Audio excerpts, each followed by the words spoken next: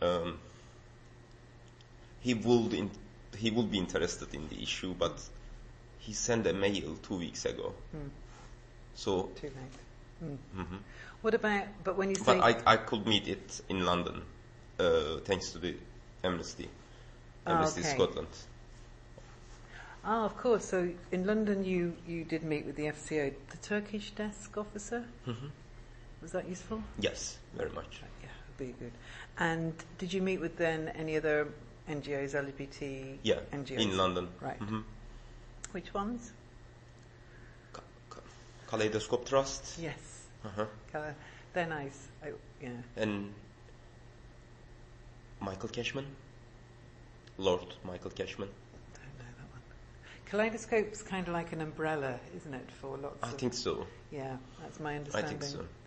And so, were you in a position, did you feel that you couldn't yourself approach organisations and arrange meetings, or were you limited because of time, or, did you feel that you couldn't take advantage of being here to organise meetings yourself?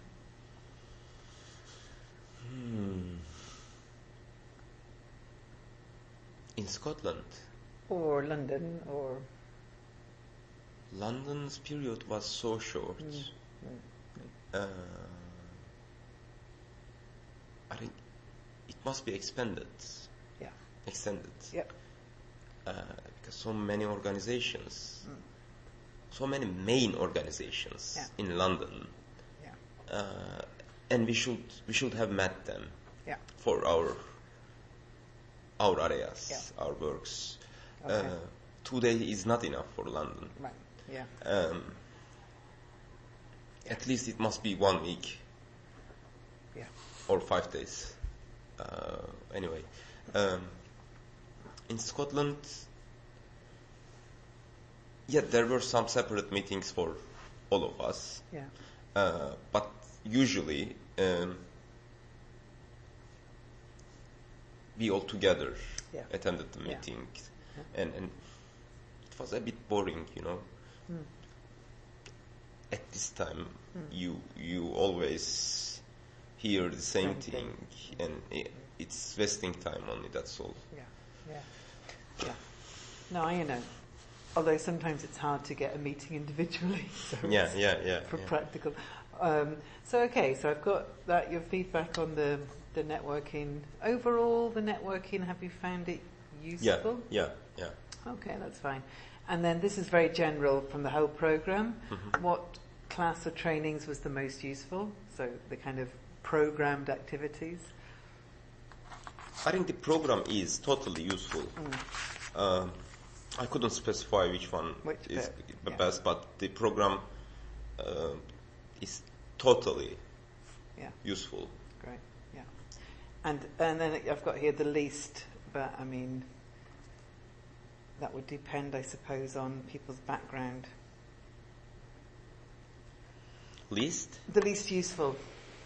The least useful. Some meetings. Yeah. Some meetings. That's fine. The project research, did you have much time to work on a research project? Is that a no? No.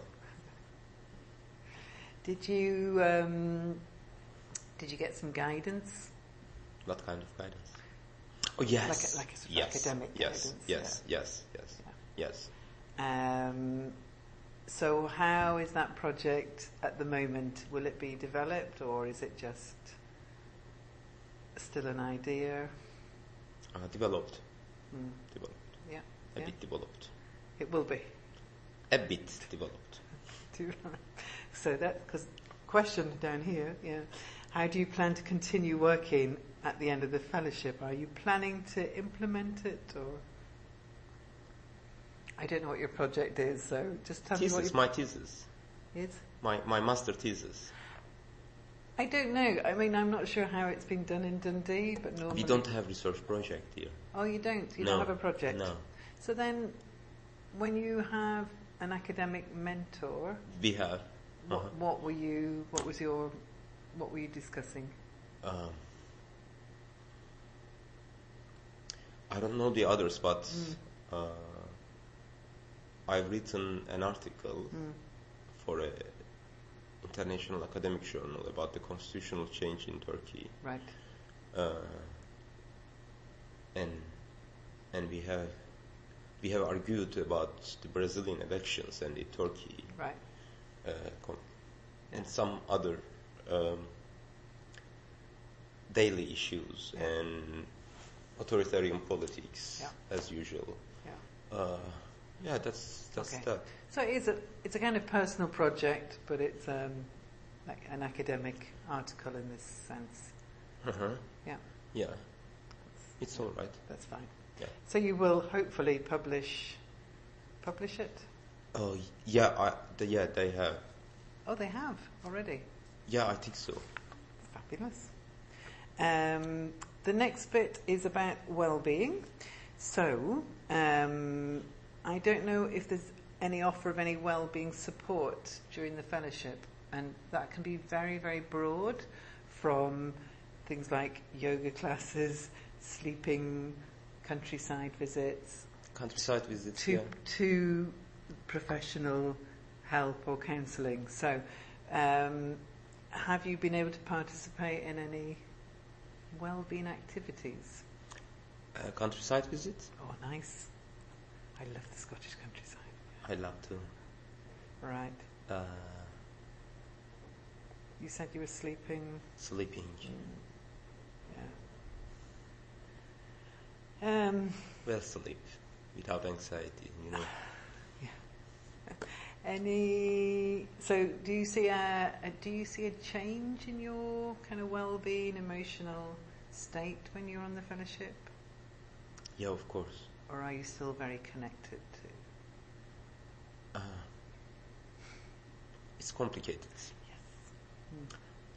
Yes. During the periods, some of my friends and colleagues has been detained. And now I don't know what will happen to me when I come back. But it's all right. I'm ready. What will happen? You know, I'm a bit strong. I feel a bit stronger. That's good. And better. Yeah. I had a panic attack. Still have, but For the first time. For the first time? Here? Yeah, I mean, panic attack. No, in Turkey. Oh, I had never had in Dundee. When I was in Turkey, it was so often, but I've never had in here. So it says something.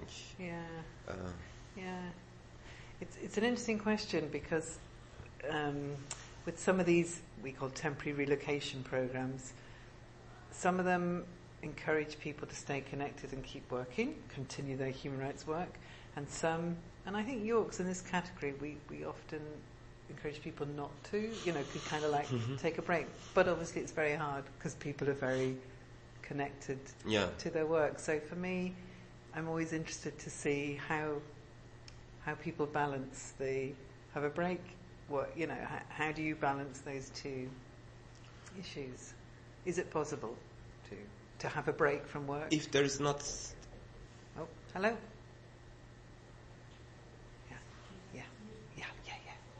If there is not an extreme situation, I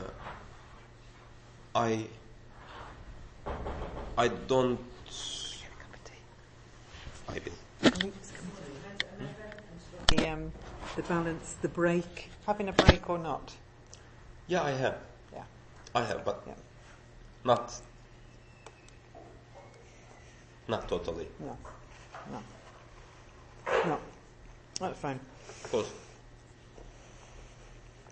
I must have been included some situations.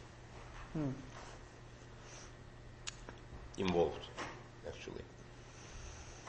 Are there any suggestions you would make to the university or the programme about how to support just people's kind of mental, emotional well-being?